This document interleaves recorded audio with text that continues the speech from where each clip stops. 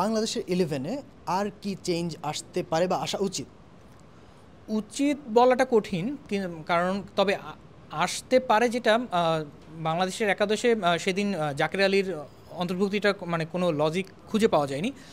সেক্ষেত্রে জাকের আলীর জায়গায় হয়তো বা আরেকজন স্পিনারকে নেওয়ার কথা চিন্তা করতে পারে, অথবা আরেকটা করতে পারে যে এই পিচে হয়তো আমার 3টা পেসার নাও লাগতে পারে, সেই জায়গায় আমি হয়তো বা আরেকটা স্পিনার নিতে পারি। দুটো ক্ষেত্রে হয়তো বা চিন্তা হতে পারে যে যেহেতু ওদের ডানাতি ব্যাটসম্যান 10 জন, তাহলে আমি বাঁহাতি স্পিনার তানভীর ইসলামকে নিব কিনা।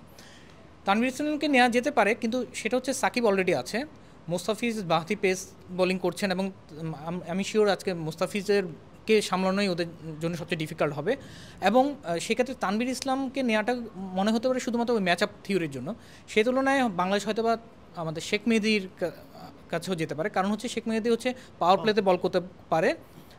আর যদি দেখা যায় যে জাকির আলীকে দরকার, বাংলাদেশের তো সবসময় যেটা হয় যে তাদের ব্যাটিংয়ের উপরে আস্থা থাকে না, তো ফলে জাকির আলীকে নিতে চাইলে তখন হচ্ছে একজন স্পিনারকে নিতে চাইলে যেটা করতে পারে তারা তানজিম সাকিবের বদলে নিতে পারে, কারণ ওই যে মোস্তাফিজ বা তাসকিনকে বসানো বাংলাদেশে চিন্তা করা যায় না, তানজিম সাকিবকে বসানোর চিন্তা করতে পারে। কিন্তু তানজিম সাকিব গত ম্যাচে যে দুর্দান্ত পারফরমেন্স করেছে, তারপর আবার তাকে বসানোটা একটু কঠিন হয়ে যেতে পারে।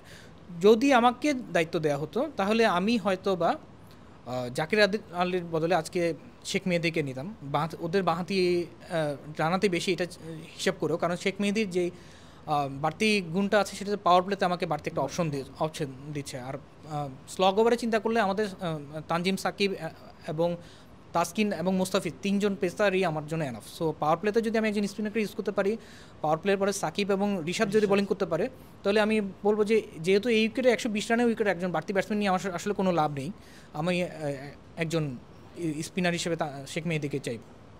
প্লাস মাহমুদুল্লাহর স্পিন আমরা গত ম্যাচে দেখেছি, মাহমুদুল্লাহ স্পিন বেশ ভালো করেছেন। এখানে যদি আমরা দর্শককে একটু জানাই যে এই পিচে এখন পর্যন্ত পাকিস্তান এবং ওয়েস্ট ইন্ডিজের ছেলেদের যে 2টা ম্যাচ হয়েছে T20, সেখানে 31টা উইকেট পড়েছে 2 ম্যাচে। এর মধ্যে পেসাররা উইকেট নিয়েছেন 8টি, স্পিনাররা 19টি, বাকি 3টা উইকেট ছিল রান আউট।